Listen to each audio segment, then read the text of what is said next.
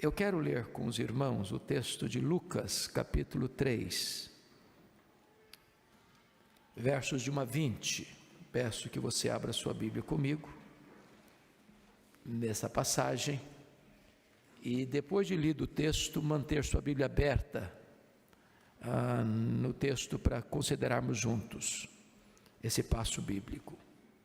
Lucas capítulo 3, está escrito o seguinte: no 15º ano do reinado de Tibério César, sendo Pôncio Pilatos governador da Judéia, Herodes tetrarca da Galileia, seu irmão Filipe tetrarca da região da Itureia e Traconites, e Lisânias tetrarca de Abilene, sendo sumos sacerdotes Anás e Caifás, veio a palavra de Deus a João, filho de Zacarias, no deserto.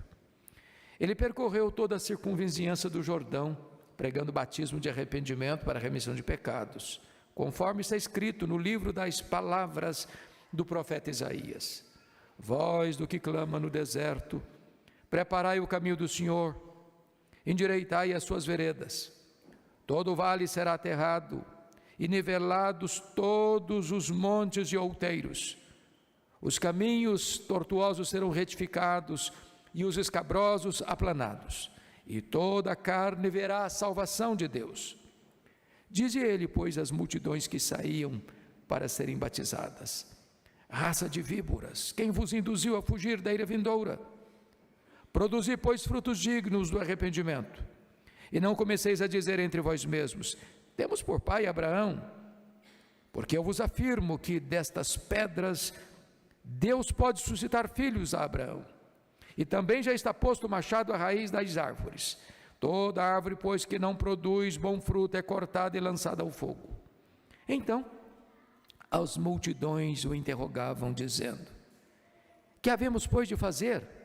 Respondeu-lhes: quem tiver 2 túnicas, reparta com quem não tem, e quem tiver comida, faça o mesmo. Foram também publicanos para serem batizados e perguntaram-lhe: mestre, que havemos de fazer? Respondeu-lhes: não cobreis mais do que o estipulado. Também soldados lhe perguntaram: e nós, que faremos? E ele lhes disse: a ninguém maltrateis, não deis denúncia falsa, e contentai-vos com o vosso soldo. Estando o povo na expectativa e discorrendo todos no seu íntimo a respeito de João, se não seria ele porventura o próprio Cristo, disse João a todos: eu na verdade vos batizo com água, mas vem o que é mais poderoso do que eu, do qual não sou digno de desatar-lhe as correias das sandálias. Ele vos batizará com o Espírito Santo e com fogo. A sua pá ele a tem na mão para limpar completamente a sua eira e recolher o trigo no seu celeiro, porém queimará a palha em fogo inextinguível. Assim, pois, com muitas outras exortações, anunciava o evangelho ao povo. Mas Herodes, o tetrarca, sendo repreendido por ele por causa de Herodias, mulher de seu irmão, e por causa de todas as maldades que o mesmo Herodes havia feito, acrescentou ainda sobre todas a de lançar João no cárcere. Eu gostaria de conversar um pouco com vocês hoje sobre o tema: o poder transformador do Evangelho, o poder transformador da palavra de Deus. João Batista é uma figura emblemática na Bíblia. O Senhor Jesus Cristo disse que dentre os nascidos de mulher não tinha ninguém maior do que ele. João Batista era uma espécie de dobradiça da Bíblia, porque ele fecha o Antigo Testamento e abre as cortinas do Novo Testamento. O propósito de Lucas, que era médico e historiador, neste texto, é apresentar-nos João Batista, o precursor do Messias. E Lucas usa um método para apresentar João Batista. Ele começa a pintar o cenário mundial, e depois ele vai para o cenário da província, do território de Israel, mostrando como é que estava o mapa político do mundo, como é que estava o mapa político de Israel, e como é que estava o cenário religioso em Israel, no tempo em que Deus levanta João Batista como precursor do Messias. Quando você olha para o cenário internacional hoje, quando você olha o cenário nacional hoje, você vê cores muito fortes, você vê horizontes às vezes pardacentos, você enxerga talvez uma tempestade borrascosa no horizonte, e talvez nós somos tomados por um espírito de medo, ou talvez de preocupação, ou ficamos até ansiosos, acuados, encurralados por circunstâncias tão medonhas. Porém, o Deus que agiu através de João Batista, Ele é poderoso para interferir na história, para virar a mesa da história e para provocar fato novo, tão extraordinário, como numa situação daquela, trazer um grande reavivamento espiritual. Então, por favor, acompanhe comigo qual é o cenário que Lucas traça da chegada deste homem que é o precursor do Messias. Primeiramente, ele olha o cenário mundial, no 15º ano do reinado de Tibério César. Tibério César começou a reinar no ano 14 da era cristã e reinou até o ano 37. Se, portanto, nós estamos falando do 15º ano, era o 29º ano. Tibério César era uma espécie de filho adotivo de César Augusto, aquele imperador que dominava o mundo quando Jesus nasceu. E este Tibério César é o imperador romano que governava o mundo quando Jesus foi crucificado. E o cenário era um cenário de um império que dominava o mundo com um braço de ferro. Era um mundo de opressão naquele tempo, porque o Império Romano ia alcançando o mundo através das suas hordas militares que invadiam, que conquistavam e que pisoteavam aqueles que eram subjugados. Mas ele sai do cenário mundial do império para o território de Israel, dizendo: sendo Pôncio Pilatos governador da Judéia, Herodes, tetrarca da Galileia, seu irmão Filipe, tetrarca de Itureia e Traconites, e Lisânias, tetrarca de Abilene. Nós temos que parar um pouquinho aqui para situar isso, para você entender o contexto. Vocês sabem que quando termina o cenário do Antigo Testamento, Israel estava sob o domínio do Império Medo-Persa. Esse império caiu nas mãos do Império Greco-Macedônio. Com a morte precoce de Alexandre o Grande, o seu grande território, já que ele não tinha herdeiro, foi dividido entre 4 grandes generais. Israel ficou ora sob o governo dos Seleucidas, ora sob o governo dos Ptolomeus, da Síria e do Egito, respectivamente. Porém, no ano 63, Pompeu conquista esse território e passa a ser domínio de Roma, dominado por Roma o território de Israel. Quando Pompeu domina esse território, ele nomeia Antípater, que governa todo o território de Israel. Com a morte de Antípater, quem vai governar esse território é Herodes, que nós chamamos de Herodes o Grande, que é pai de todo esse time que está descrito aqui no versículo 1. Esse Herodes o Grande foi um homem empreendedor. Tudo que tem de grande em Israel, praticamente foi ele que construiu. Por exemplo, foi ele que ampliou e embelezou o templo de Jerusalém, que tornou-se maior do que o templo de Salomão. Foi ele quem construiu o porto de Cesareia, dando abertura não só para o comércio, mas para as viagens missionárias. Foi ele que construiu a fortaleza de Massada, para onde fugiram 3.000 judeus, na época que Roma dominou e invadiu Jerusalém. Foi ele quem construiu a fortaleza da Antônia. Este homem era um homem empreendedor, mas era um homem muito perigoso e perverso. Esse homem, para vocês terem uma ideia, casou-se 9 vezes.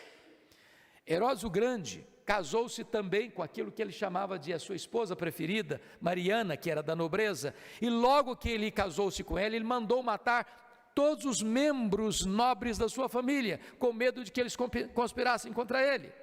Mais do que isso, ele, atendendo a um pedido da sua sogra Alexandra, constituiu Aristóbulo sumo sacerdote em Jerusalém, mas como ele estava indo muito bem, ficou com ciúmes, mandou matá-lo, mandou matar o sumo sacerdote.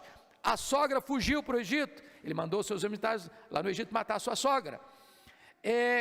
Quando ele retorna, César Augusto o convoca a Roma para dar uma descompostura nele, com medo da sua mulher, cuja família estava sendo assassinada, conspirar contra ele, ele matou a sua mulher antes de viajar para Roma. Quando ele retorna de Roma, ele envia para lá 2 dos seus filhos para estudarem, e a sua irmã Salomé disse: olha, esses meninos vão voltar mais preparados do que você para o governo. Ele não titubeou, mandou matar os 2 filhos. Este homem, antes de morrer, fez a sua irmã Salomé jurar que ela teria que mandar matar um nobre de cada família de Israel, um nobre de cada família, para que houvesse lágrimas e choro no seu funeral. Por isso que quando você lê que os magos vieram e fizeram a pergunta: onde está o recém-nascido, o rei dos judeus? Nós viemos para adorá-lo. Ele ficou alarmado, Jerusalém ficou alarmada, porque ele era um homem sanguinário. Quando ele morre, o território de Israel é repartido em 4 tetrarquias, é um governo de 4ª parte. E então, diz o texto, que esse Herodes aqui, tetrarca da Galileia, é o Herodes Antipas. Depois tem Filipe, tem Lisânias. A palavra Herodes às vezes não vem acompanhada, mas tem 4 Herodes no Novo Testamento: Herodes o Grande, Herodes Antipas, que é o tetrarca da Galileia, Herodes Agripa I, foi o que mandou matar o apóstolo Tiago em Jerusalém, e o Herodes Agripa II, que disse para Paulo: por pouco me persuades a me fazer um cristão. Por que eu estou tratando dessa matéria aqui? Para mostrar que o cenário político em Israel, quando João Batista foi levantado, era o pior possível. Quem governava eram homens maus, homens violentos, sanguinários, perversos. Mas talvez você diga assim: bom, pastor, se o cenário político no contexto do império, no contexto da província era preocupante, quem sabe o cenário religioso fosse melhor. Mas confira comigo o verso 2: sendo os sumos sacerdotes Anás e Caifás. Irmãos, vocês sabem que só tinha um sumo sacerdote. Quando você menciona aqui que tem 2, é que a religião já está corrompida também. Não só o cenário político está corrompido, mas a religião também está. Naquela época, para vocês terem uma ideia, do ano 37 a.C. ao ano 28 depois de Cristo, só em Jerusalém, ou melhor, em Jerusalém, tivemos ali 28 sumos sacerdotes. Naquela época, o cargo de sumo sacerdote era comprado a peso de ouro.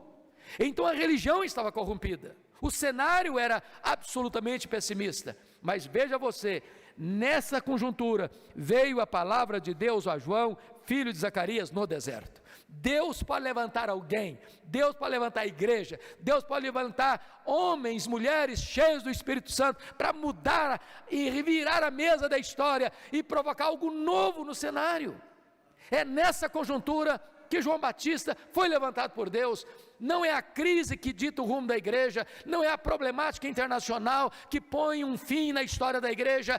Deus é soberano e na hora mais crítica da história, Ele pode levantar os seus arautos para levar a sua obra adiante. Agora vamos ver algo maravilhoso, porque a palavra de Deus vem a João depois de 400 anos de silêncio profético. Tem 400 anos que tem templo, tem música, tem festa, tem celebração, mas não tem palavra de Deus. Mas quando a palavra de Deus vem, ela não vem a Tibério César em Roma, ela não vem a Pôncio Pilatos em Cesareia Marítima, ela não vem a Herodes Antipas na Galileia, ela não vem no templo de Jerusalém para Anás e Caifás. A palavra de Deus veio a João, filho de Zacarias, no deserto. É um homem estranho, vestindo roupa estranha, se alimentando de comida estranha, pregando em lugar estranho, mas quando a palavra de Deus é proclamada, não importa se no templo, ou numa catedral, ou num templo grande, ou pequeno, ou numa tapera, ou numa rua, ou num chão, num templo de chão batido, ou no deserto, as multidões hão de fluir para ouvir a palavra de Deus. Agora notem, como é que é esse pregador? Depois de 400 anos, veja comigo, versículo 3, ele percorreu toda a circunvizinhança do Jordão. A primeira coisa que destaco aqui, é que João Batista entendeu o que fizeram os profetas, o que fez mais tarde Jesus, o que fizeram os apóstolos. Ele não foi um pregador apenas ou dentro de 4 paredes, ele foi um pregador lá fora onde as pessoas estavam. Ele saiu percorrendo a circunvizinhança do Jordão. Vejam vocês que historicamente a igreja protestante foi perdendo um pouco de vista isso. A igreja sempre foi centrífuga E hoje nós estamos, infelizmente, transformando a igreja em centrípeta. Em vez de nós irmos lá fora onde as pessoas estão, nós queremos que as pessoas lá fora venham onde nós estamos. Mas João Batista saiu percorrendo, e na medida que ele percorre, as multidões vão fluindo para ouvi-lo.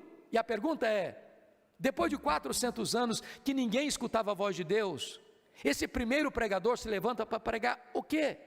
E está escrito no verso de número 3, pregando batismo de arrependimento para remissão de pecados. Pense você comigo, ele podia pensar, bom gente, tem tanto tempo que as pessoas não escutam a palavra de Deus, deixa eu pregar uma palavra mais palatável, deixa eu pregar uma mensagem mais politicamente correta, deixa eu pregar uma mensagem para não ferir tanta sensibilidade das pessoas, deixa eu pregar uma mensagem mais azeitada, para as pessoas irem acostumando aos poucos com a mensagem. Não, ele abre as cortinas do seu ministério, pregando batismo de arrependimento, para remissão de pecados. Em outras palavras, não tem perdão de pecados sem arrependimento, sem mudança de vida, sem mudança de mente, sem mudança de coração, sem mudança de conduta.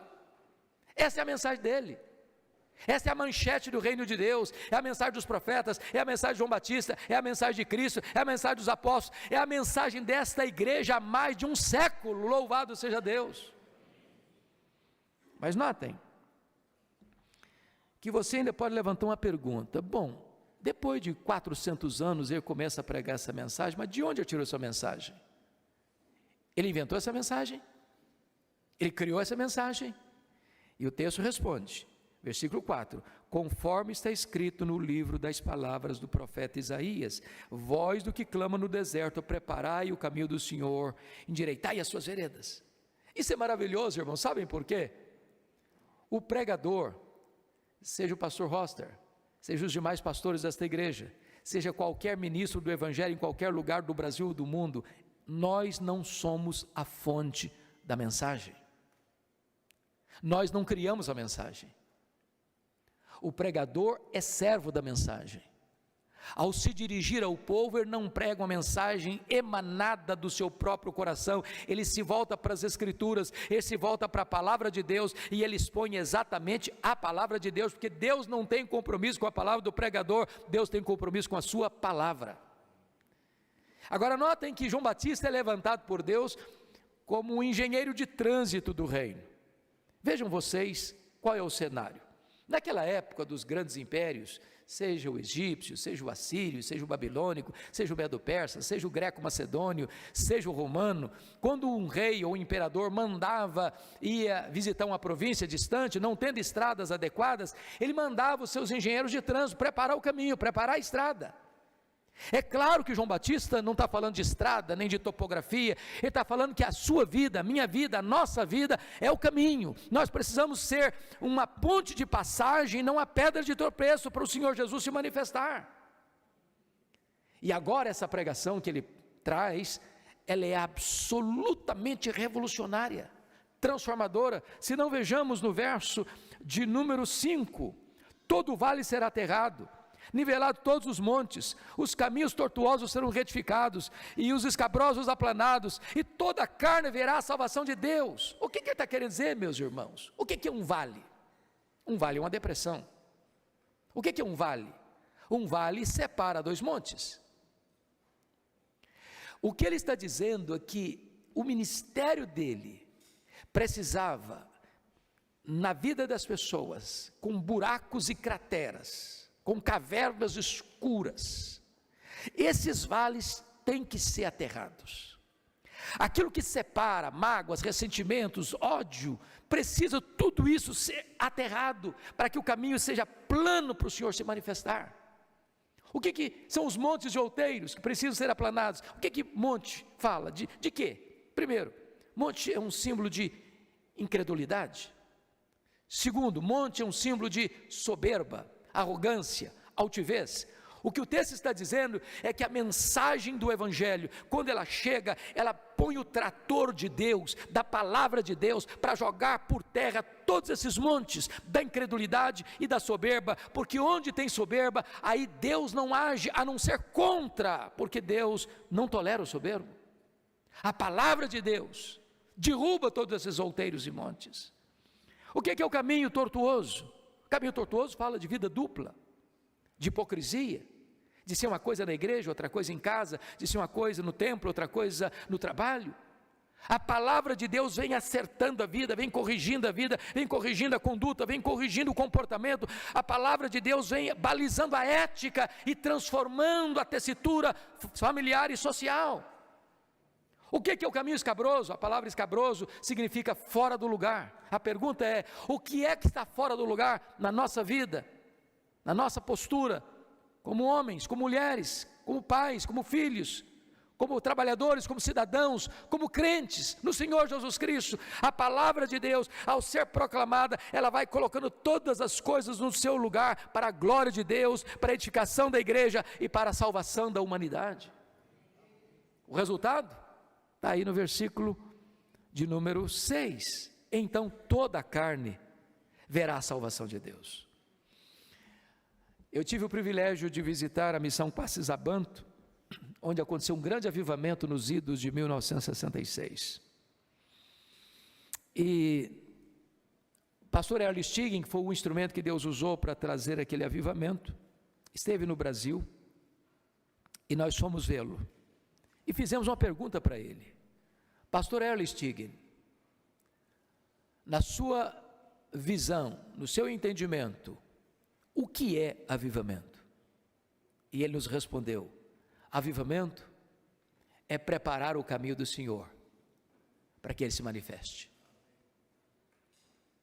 Meus amados, esta igreja tem pregado há mais de um século o Evangelho de Cristo. Hoje esta igreja está fortemente empenhada em proclamar este Evangelho à cidade de São Paulo. E a nossa oração é que esta mensagem poderosa e transformadora vá aplanando o caminho, vá preparando o caminho para a chegada de um grande despertamento espiritual na cidade de São Paulo. Louvado seja o Senhor. Mas notem vocês agora, meus amados irmãos, um outro ponto muito importante nessa mensagem, que é a abrangência dessa mensagem. Eu chamo a sua atenção para 3 versículos. Versículo 7, dizia ele, pois, as multidões. Versículo 12, foram também os publicanos. Versículo 14, foram também os soldados. Por que eu estou querendo chamar a atenção de vocês para isso?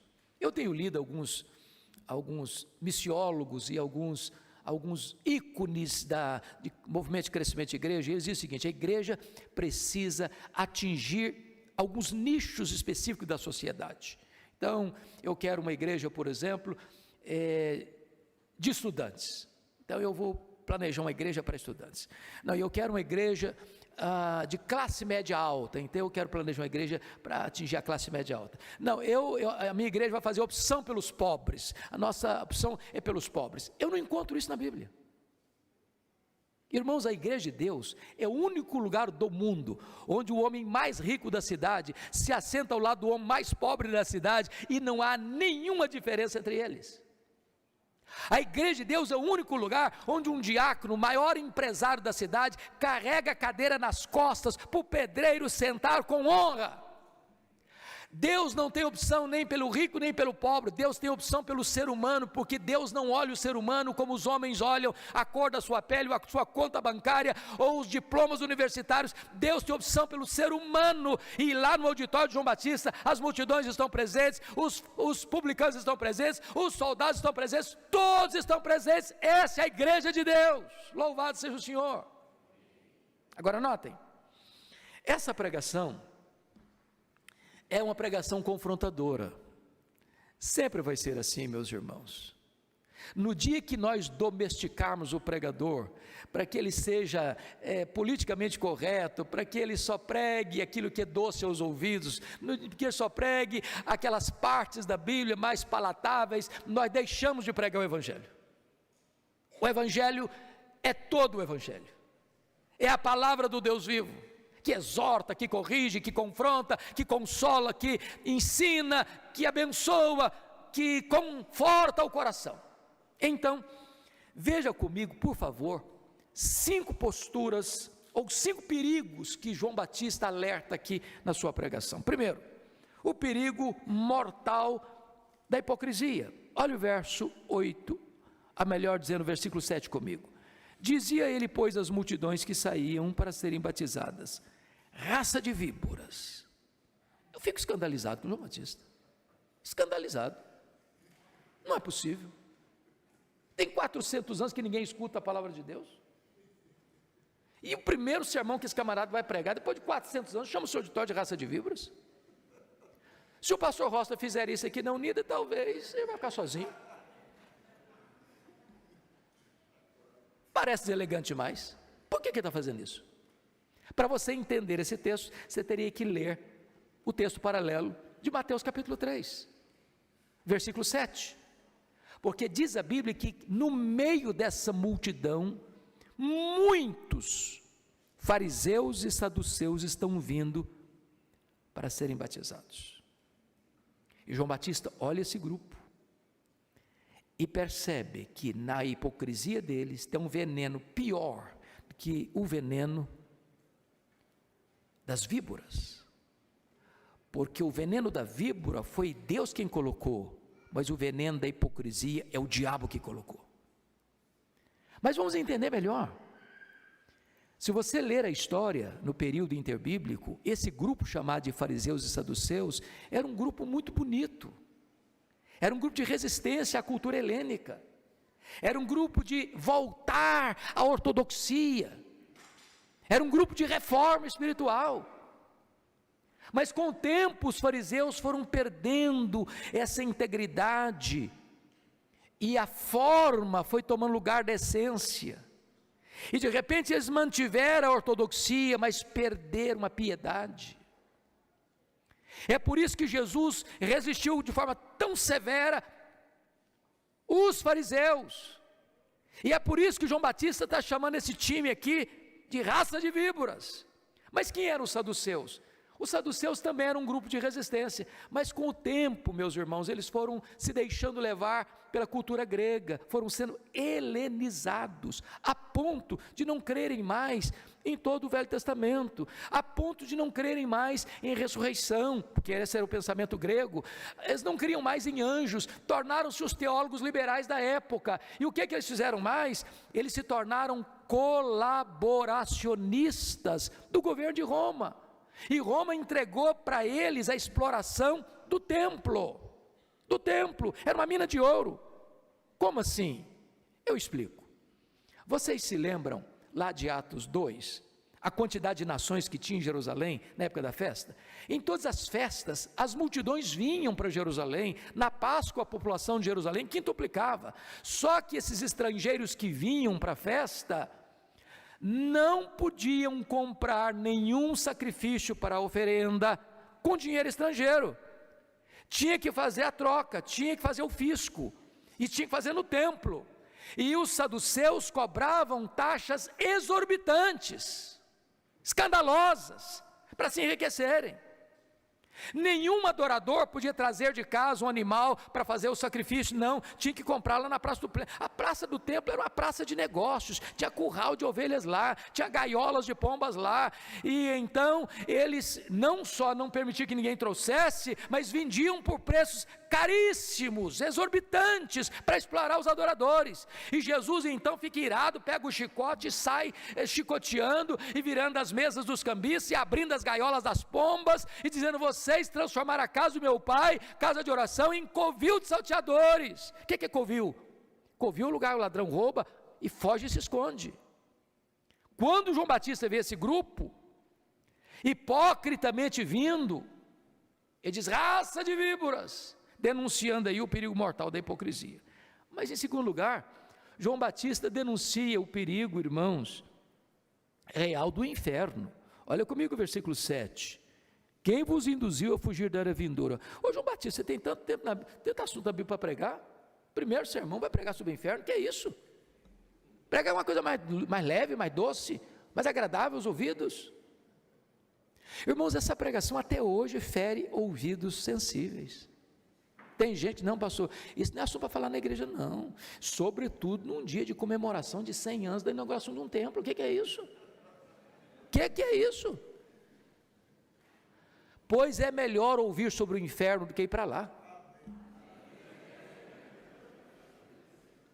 Mas em terceiro lugar, João Batista alerta sobre o perigo do falso arrependimento. Olha no versículo 8 comigo: produzir, pois, frutos dignos de arrependimento. O que ele está dizendo? Não é arrependimento e novamente arrependimento, e novamente arrependimento, e novamente arrependimento, e arrependimento e frutos dignos de arrependimento. Não é banalizar a graça, não é a graça barata que justifica o pecado e não o pecador. O evangelho requer mudança. Quarto, o perigo da falsa confiança religiosa. Vejam vocês aí no verso 8 ainda: e não comeceis a dizer entre vós mesmos, temos por pai Abraão. O que está acontecendo aqui? Essa multidão que está vindo, infla o peito e diz: não, nós estamos bem na fita. Sabe por quê? Porque o nosso ancestral é Abraão, nós temos o sangue de Abraão correndo em nossa veia, então está tudo bem com a gente. Pasmem vocês, há igrejas evangélicas aqui no Brasil, que acreditam, até hoje, que toda pessoa que nasce em Israel, que tem a sua carteira de identidade israelita, está salvo.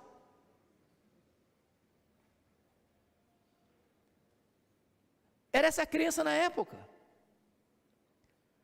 Preciso lhes dizer com total clareza que os verdadeiros filhos de Abraão não são os que têm o sangue de Abraão correndo em suas veias, mas os que têm a fé de Abraão habitando em seu coração. Você e eu que cremos no Senhor Jesus somos os verdadeiros filhos de Abraão. Mas finalmente, João Batista mostra o perigo de uma vida infrutífera no verso 9, e também já está posto o machado à raiz das árvores, toda árvore pois que não produz bom fruto é cortada e lançada ao fogo. Em outras palavras, meus irmãos, a árvore se conhece pelo fruto. Não é se eu sou presbiteriano, não é se eu sou calvinista, não é se eu sou reformado, não é se o outro é arminiano, não é se o outro é pentecostal, não é se o outro é isso ou é aquilo. Rótulos para Deus não é o relevante é fruto. Fruto. E o machado não está no galho, o machado está na raiz da árvore. Se secciona a raiz, a árvore morre. Agora, dito isto, a pergunta que eu lhes faço é esta: esse sermão tão duro, mas tão verdadeiro, tão bíblico, produziu resultado? Que resultado produziu? Então veja comigo, primeiro resultado está aí no versículo de número 10 e 11. Então as multidões o interrogavam dizendo: que havemos pois de fazer?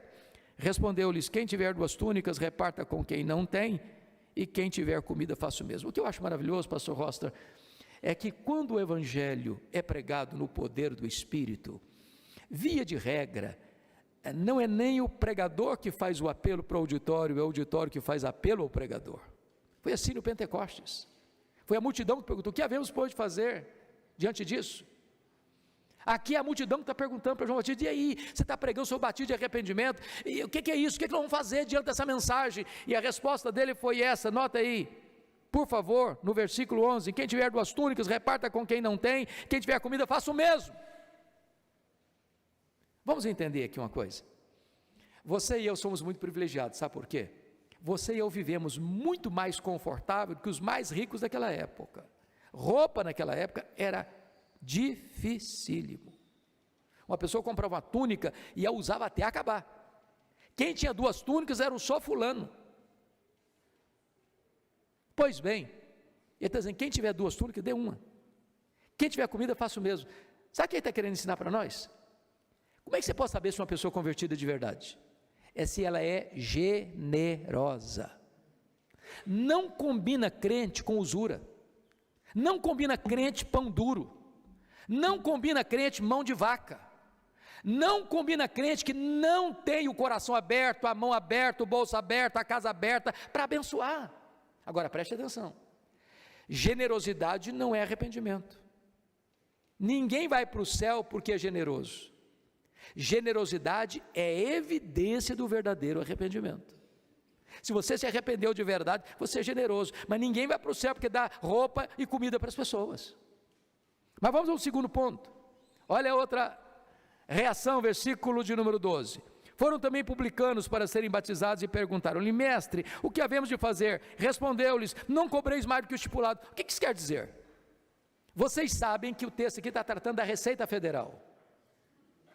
O Império Romano cobrava impostos, mas não tinha toda a estrutura que nós temos hoje.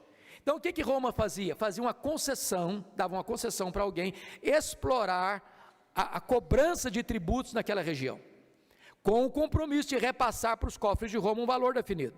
Só que essa pessoa que recebia a concessão de Roma podia cobrar o que quisesse do cidadão, não estava nem aí, desde que passasse o valor para Roma. Então o que acontecia? Esses publicanos cobravam valores abusivos para embolsar. Aí esse time está lá escutando João Batista, e pergunta: e aí, João Batista, o que nós vamos fazer diante da pregação que você está fazendo para nós aí? Ele diz o seguinte: não cobreis mais do que o estipulado. Então o que ele está ensinando para nós? Você quer saber se uma pessoa convertida? Primeiro, se ela é generosa. Segundo, se ela é honesta. Honesta. Crente não passa a perna nos outros. Crente não explora os outros.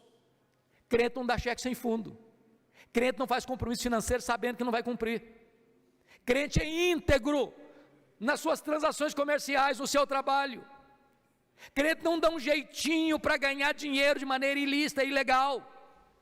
Em outras palavras, o Evangelho transforma a sociedade. O Evangelho muda a tessitura da nação. O Evangelho não é apenas algo espiritual, etéreo, ele é prático, porque muda o cidadão lá no seu meio onde ele vive. Este é o Evangelho que João Batista está pregando, e que esta igreja tem pregado ao longo desses mais de um século, louvado seja Deus. Mas agora vem o terceiro resultado, olha comigo o versículo 14. Também soldados lhe perguntaram: e nós, que faremos? E eles disseram: a ninguém maltrateis, não deis denúncia falsa, contentai-vos com vosso soldo. O que significa isso aqui? Vamos entender. Os soldados naquela época, veja bem que os soldados eram soldados de Roma. Israel é um território ocupado, dominado por Roma. Então os soldados estavam mancomunados com os cobradores de impostos para levar vantagem. Então vou ilustrar da seguinte maneira: chegava o publicano na casa do senhor José. O senhor José, o cara plantava uma vinhazinha lá, alguns produtos para a sobrevivência da família.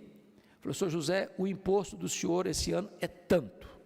O senhor José tomava um susto: eu não posso, se eu pagar essa quantidade de imposto, eu quebro, minha família passa fome.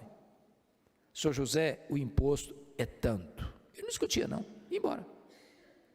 Entrava imediatamente o soldado: o senhor José, o imposto é tanto, e se o senhor não pagar, eu te denuncio. E denunciar alguém naquela época para o Império Romano era botar a cabeça a prêmio.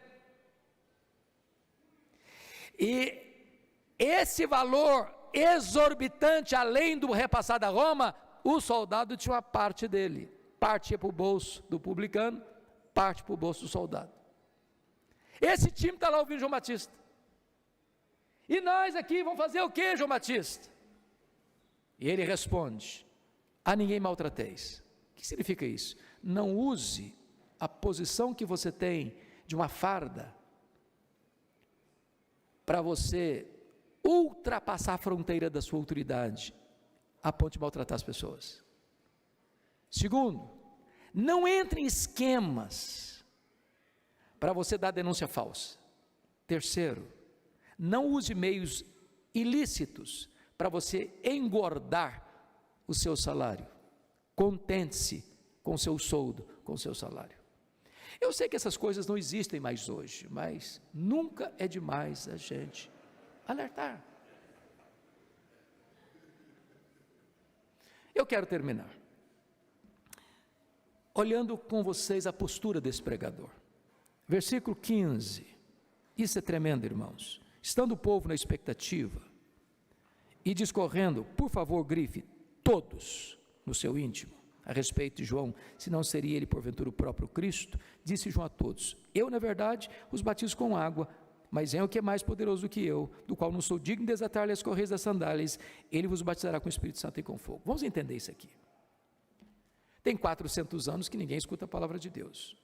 Esse pregador é um fenômeno, você há de convir comigo. Ele não está pregando num templo de Jerusalém ou numa praça pública. Ele está pregando no deserto da Judeia, Você que conhece o deserto da Judéia, são montes, vales, e não é aquela areia fininha que afaga os pés, não, é pedregulho, cascalho, que fere os pés, quente demais de dia, gelado demais de noite. As multidões, Lucas diz que as multidões estão vendo esse negócio acontecer. De repente toda a multidão cogita algo, e essa cogitação se transforma numa pergunta, e essa pergunta beija os ouvidos de João Batista com aquela voz aveludada como o sibilo da serpente, e a pergunta era esta: ô João, porventura não é você mesmo o Messias? Você tem cancha, você tem pedigree, você tem chance, você tem currículo, você tem carisma, você tem palavra. Irmãos, olha a isca venenosa aí. Se João Batista tivesse engolido aquela isca venenosa, já podia pensar, na verdade, pensando bem, quem sabe, eu acho que eu sou um fenômeno mesmo, porque se eu me declarar Messias aqui, eu acho que o povo já está do meu lado. Ele foi categórico e disse: não, eu não sou o Messias, eu vim preparar o caminho do Messias. Eu não sou o verbo, eu sou apenas uma voz que clama no deserto. Eu não sou a luz, eu aponto para ele e digo: essa é a verdadeira luz que vindo ao mundo e ilumina todo homem. Eu não sou o cordeiro, eu aponto para Jesus e digo: esse é o cordeiro de Deus que tira o pecado do mundo. Eu não sou noivo, eu sou apenas um amigo do noivo.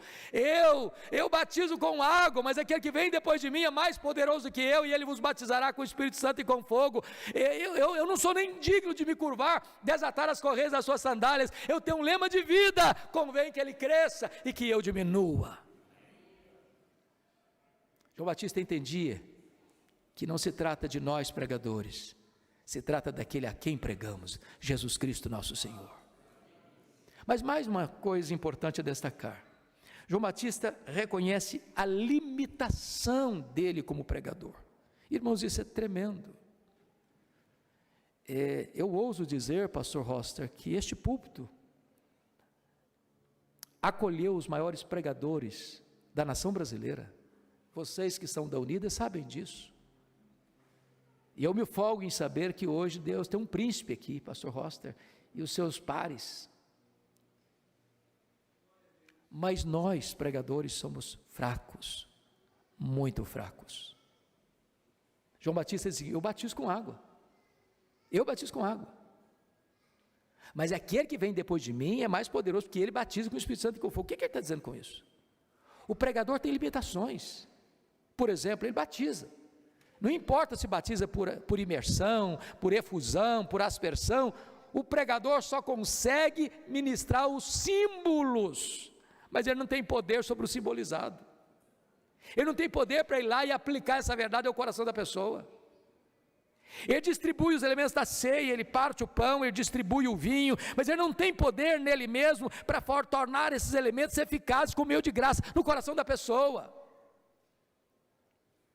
Pastor Rosser, os pastores da igreja, os presbíteros da igreja, recebem alguém para fazer exame para pública profissão de fé e batismo, e eles examinam, e eles perguntam, e eles querem ouvir o testemunho, eles querem ver evidências de conversão, e eles recebem os membros, mas nenhum presbítero, nenhum pastor tem poder e autoridade para saber exatamente se aquela pessoa é nascida de novo, porque só Deus conhece os que lhe pertencem. Nós somos limitados, mas nós pregamos o Cristo ilimitado e todo poderoso.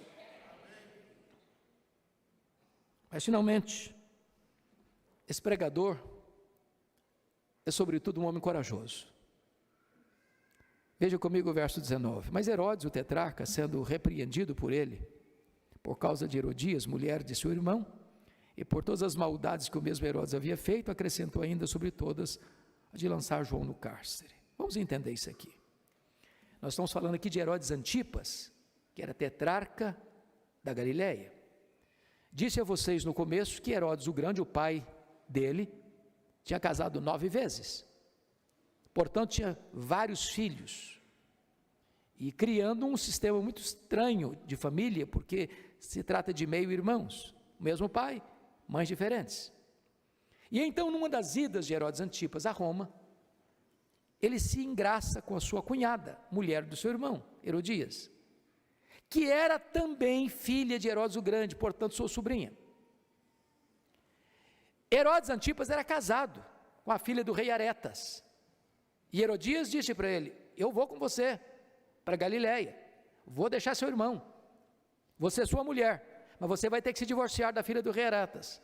Herodes Antipas aceitou a proposta, divorciou-se da sua mulher, casou-se com Herodias, mulher do seu irmão, cometendo um duplo pecado de adultério e de incesto.